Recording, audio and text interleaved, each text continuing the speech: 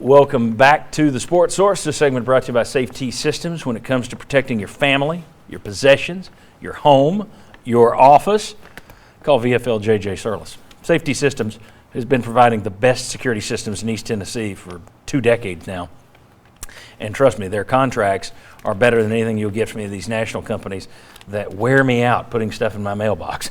Safety Systems. There's a reason you see that little orange, white, and black sticker on darn near every business window you walk into in East Tennessee.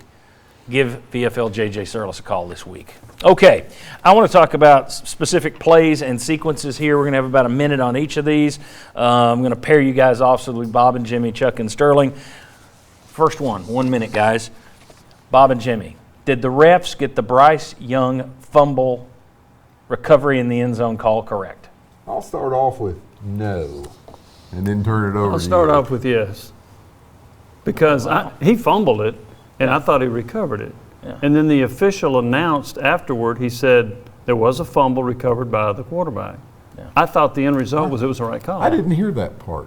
Because I think That's me and you were talking. No, I thought they missed it on the fumble. I thought that they ruled that he didn't fumble. No, okay, they said my it was bad. recovered by, and then Heupel still pointed out after the game, our guy came out with it. Yeah. But here's No, the thing. after the play was long since dead, he came out. Yeah, with especially in the end zone. You may have to rattle around under a pile at the 20-yard line, and if they don't know, but you got video of a guy falling on it in the Right, end zone. As soon as he exactly. falls on it, it's over. That's what I get for talking to you on the phone on the play. That's He right. fumbled. Yeah. So do you think it's right? You think they got it right now? Yes, I Fumble thought and he he did recovered. fumble, and I thought he did fall on it and recover it. So that's what I thought happened. Okay. I didn't know that was what the ruling was. Okay. All right. Stay off the phone. Chuck, or do post-game research Yeah. for 2 o'clock in the morning. Chuck and Sterling, should Bama have been flagged for a targeting hit on Hendon Hooker in the first quarter? Absolutely. Absolutely. When you hit the quarterback too hard, it's all a target for crying out loud. I remember one time they just tapped one of the QBs in the NFL in the head, and they called targeting or hitting the head or whatever. Yeah. I'm just saying. So when they're going to get it wrong, which they always do, get it wrong for Tennessee, it was targeting. That's right. Chuck? Well, I mean, it was obviously very close, and we know it doesn't have to be helmet to helmet. It can be, if he did get away with it, it's because he led with the shoulder and it was just a little bit low. But the same player had a targeting call against him in the Texas A&M game, and that was a key factor in Alabama losing that game. So I could see how that could have been called in. They had the first angle, I don't know that he got him Right. in there. There's another angle, though, second angle, and again, it may be camera work, but second angle looked to me like definite target. It looked like that helmet, crown of the helmet running into kind of the face mask. From that angle, I would have thrown the flag. He'd have been ejected. And you saw his head snap back Yes. too. Yeah. I thought it was targeted. It could have been But called. that's not your question. And here, guys, you sometimes wonder real quick. Flag on that? I know you don't want to call timeouts, but if you're Tennessee and you call a timeout there and you give them an extra minute, Awfully early. I know, Awfully but early. it's one of their best players. Is that the first drive or the second drive of the game? That was early in the first quarter. All right, Bob and Jimmy, this is where I should have done my research at 2 o'clock in the morning. Bob and Jimmy, and this is a question from Chuck, sent this to me during the game last night. I know what his answer would be, so I'm not giving it to him. Should Tennessee have had a return man in the end zone on Alabama's 54-yard field goal attempt? Yes, every stinking time that comes up, you should have a return man back. The kicking team has nobody on the field. Maybe a couple terms of of tight ends, athletes, maybe a couple of linebackers, possibly.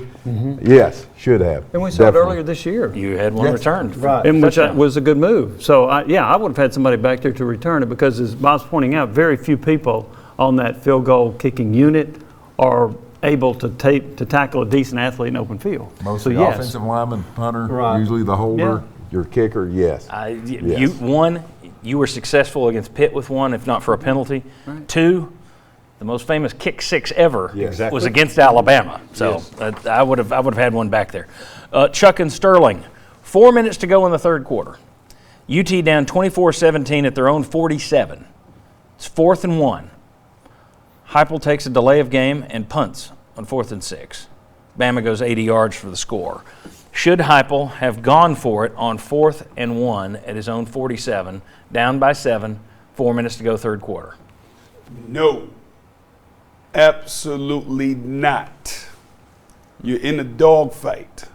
You're playing to win the game. And you don't have Kiffin analytics. We are Tennessee. I say that because the ball's not across half midfield, and you want to get them pinned. 5 extra yards gives your punter a little more stretch in his leg, gives your guys a little more time to get down there, and we were hoping we would get the result we desired. That gave us a better chance to get their desired hope and result. We didn't. They did what they had to do and scored, but given that, since nobody's first name is Gene, last name Dixon, can't predict the future, you go with what you know. I thought it was a great decision. Hindsight being 2020, I don't think you run the ball. I at least want to try and line up and see if I like something that I like. Or try and get him to jump. Oh, yes, exactly. It's not my question, but yeah. as the asker, I'll jump in. Well, so I'm trying to get him to jump. I'm getting it right so far. But I want to do something because you're going to have to do something special to beat Alabama at Alabama. I agree. And just punting the ball back to them, taking the delay, I mean, no. I mean, didn't like it then, don't like it now. Okay, somewhere between your own 47 down 7 in the third quarter and doing it every time at your own 20 or 30 like Lane Kiffin did, the truth lies. Somewhere in between those two. Everyone, this is for everyone very quickly, like a one-word answer, because I know what it's going to be, I think. At least 3 times in the first half, Josh Heupel ran between the tackles on 3rd and short to no avail. I can understand it once. I can understand it twice. Should he have given up on the inside run game on 3rd down a little sooner? Yes.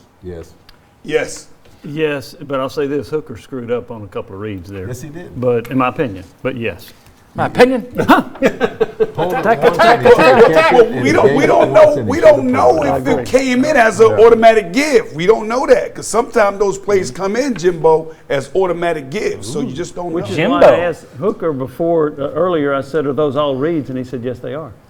That's what he said. That's what your quarterback said. Hey. Sterlo. Well, you never know the game within the game. I forgot the gamesmanship. All right. Let's talk more about the job this coaching staff did last night and through the first 8 games. I've got an interesting point to make next. Come on back on the Sports Source.